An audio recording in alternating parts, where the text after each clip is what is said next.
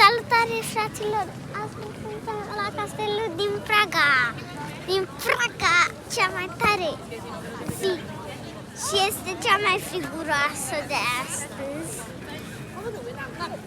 După ce că mi-a înghețat și mâinile.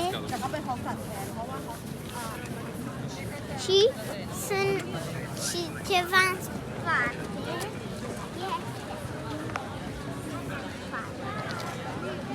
Și biserică. Și biserică. Și este cumva ceva frumos. O Skoda.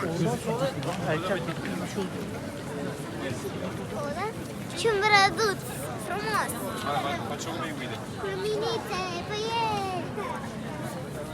Pa, pa! Vă mai așteptăm la alte vloguri.